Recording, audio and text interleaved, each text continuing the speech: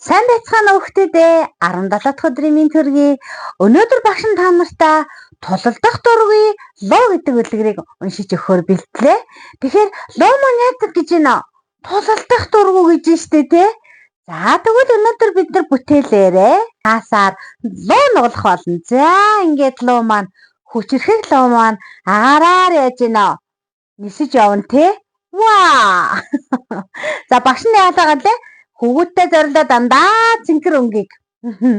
Охтуудтай зориулахаар ягаан улаан өнгийг сонгоод байгаа шүү дээ, тийм ээ. За тэгээд танин мэдгүй мэдлэгээрээ бас лууны тухай бүгдээрээ мэдэж аавна. Луу ер нь юуг бэлэгдэг амьтан юм болоо гэж. Харин хөгжилдөх тоглоомоор өчигдрийн бас бөмбөлгөө ашиглах болно. За өчигдөр та нар маань бөмбөлгөөр яалаа. Амбанда халбаг зуугаад хийж үтсэн тийм ээ. Амархан байсан хөхтөд ээ. Багш нь бол нэлээд хэцүү байсан. Та нар ч ямар байсан бол? За өнөөдөр бид нарт энэ бөмбөлөг маань хоёр аягтай. Цаасан аяг байж болно, хуванцар аяг байж болно, тийм ээ.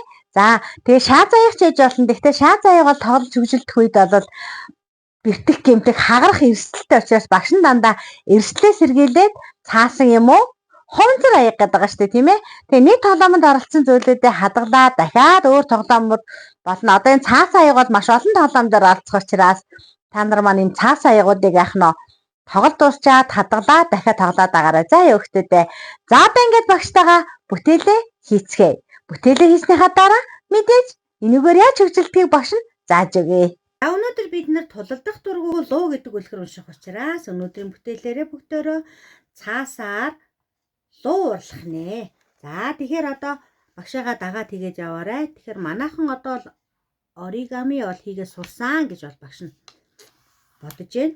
Бид нар бол одоо хөтөлбөр ирснээс хойш нэлээд олон цаасан нугалбар хийсэн байгаа тийм ээ. За ингээд эсрэг тал руу бас дөрвөлжин болгоно.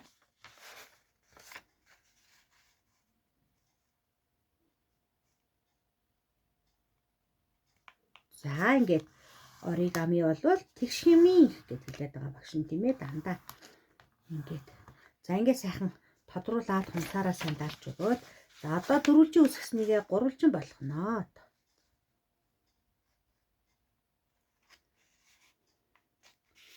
Хөнгөн дарж үзээд болж ивэл яана гэлээ. Гүүцээгээ чангалчихна. За ингээд гурвалжин үсгээд. За одоо эндээс яах вэ гэхээр одоо энэ тал руугаа гурвалжин үсгэн.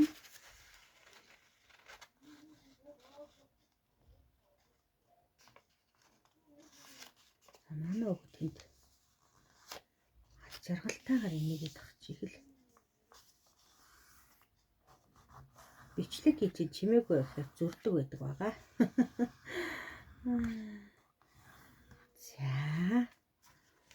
За одоо ингээд гутаа эндээсээ бид нар одоо яах вэ гэхээр гурвалжин үсгээд нуглах юм байна. За ямар гурвалжин үсгэх гэхээр энэ голынхоо талаас нь гурвалжлаад гурвалжин үсгээд тэгээд энэгээ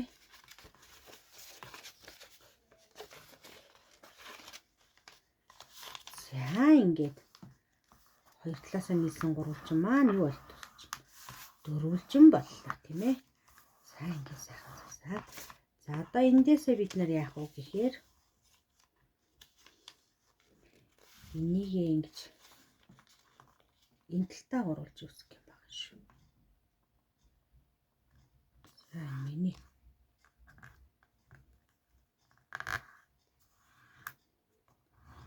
ихүү тахч ширээ самбар маань. За энийгээ бас адилхан яах гурвалжлаа тийм ээ.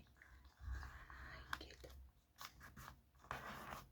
За тэгээд энэ гурвалжнаа урагшин нуглаад за эндээ гурвалж үсгээд за энийгээ тэмүүлэнгүүтээ одоо энэ гурвалжингаас сөхөөд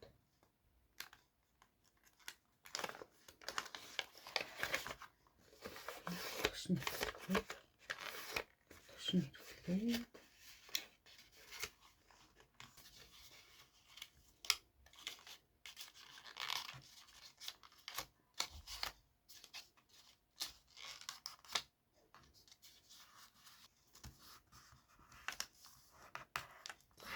ингээд оролжингаа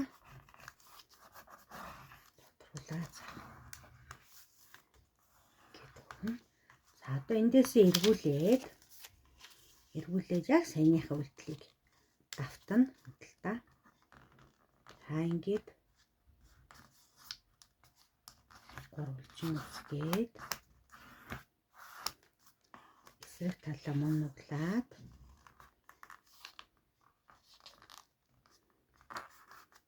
гурвалжин үзгээд одоо энийг эргүүлээд наашаага. Тулгаад гурвалжин үзгээд за буцаад тэнэлгээд за саяны үйлдэлийг нөгөө талын үйлдэлийг яг яах вэ? Адилханаар давтан хий. За энийгээс өгөөд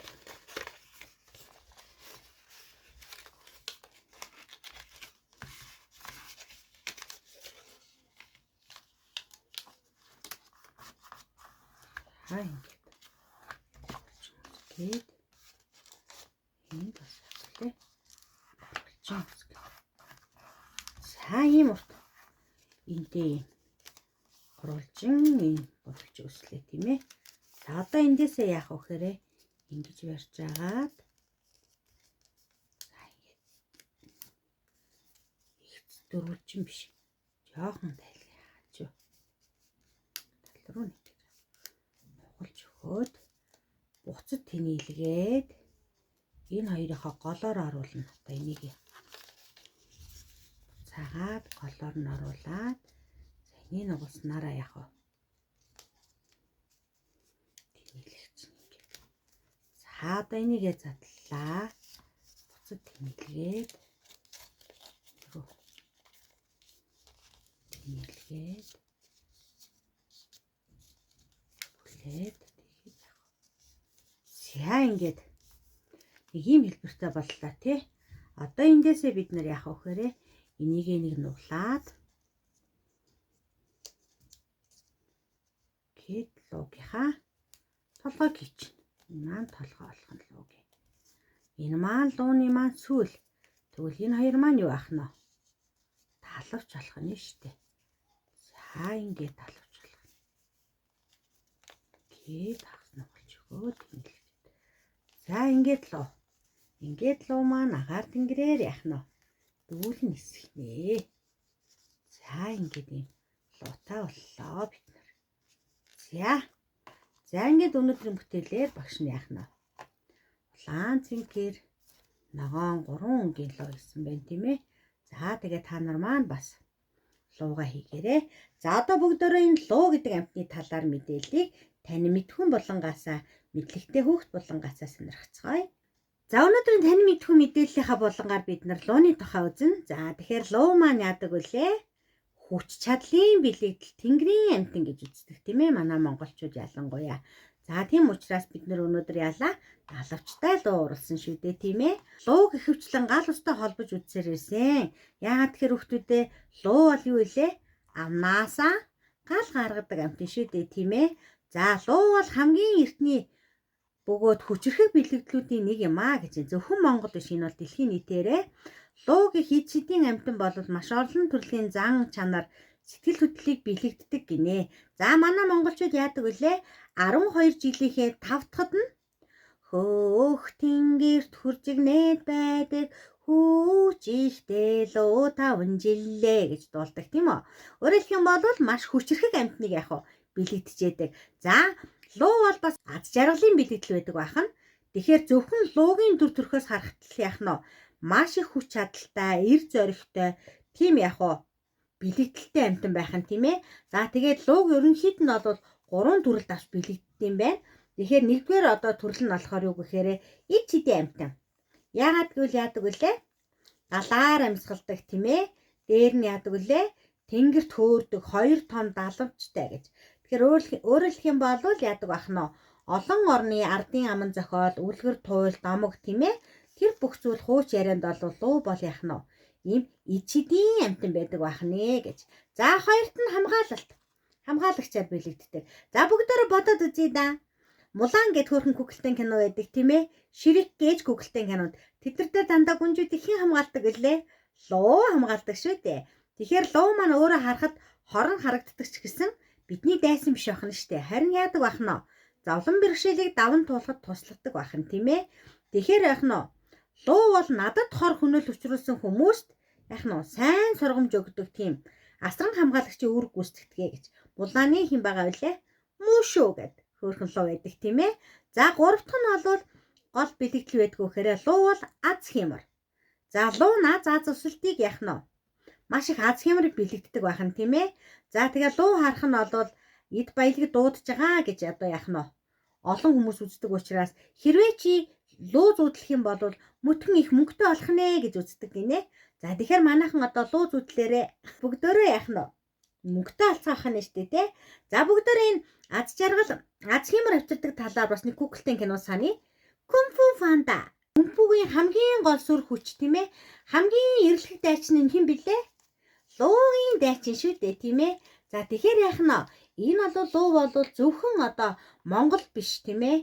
Хятад тэгээд яхна Вьетнам, Япон, Солонгос гэх зэрэг одоо манайхантай адилхан Азийн орнуудын бол бас юм хүчрэхэг аз хямрын бэлэгдлийн гол амтан байдаг байх нэ.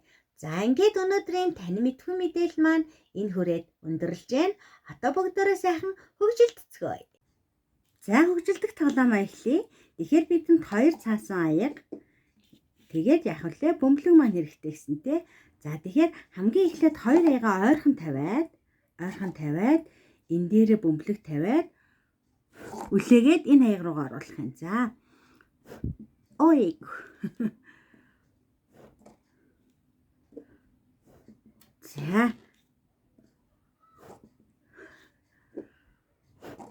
За ингээд жоохон хялбар санагдах юм бол бид нэр яг хөндрүүлээд аягаа нэлээд холдуулаад 2 аягийн хаа зайг тийм ээ. Вау. За ингээд ээлжлээд үлээсээр агаад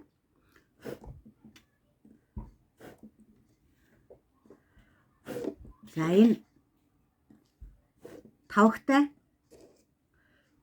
бөмбөлгөө дуустал үлээгээд хин хитэн бөмбөлөг хийснээрээ хожигцоо тодруулах юм байна.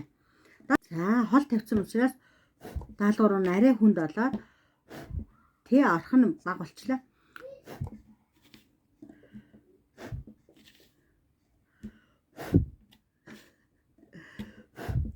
Ордгүй.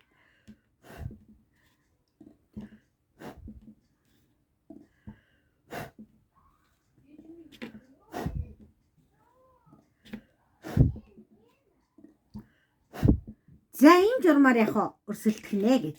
За ингээд сайхан хөгжилд тоглоорой хүмүүдээ. За энэ хугацаанд багшийнх нь үлээж хийсэн бөмбөлөг ийм байлаа. 5-4 бөмбөлөгөөс. Тэгэхээр хөгжилтэй хараагаас тийм ээ хүмүүдээ. За ингээд өнөөдрийг хөгжилтэй зугаатай сайхан өнгөрүүлээрэй. Лэрийн цагаараа эргээд уулзцгаая.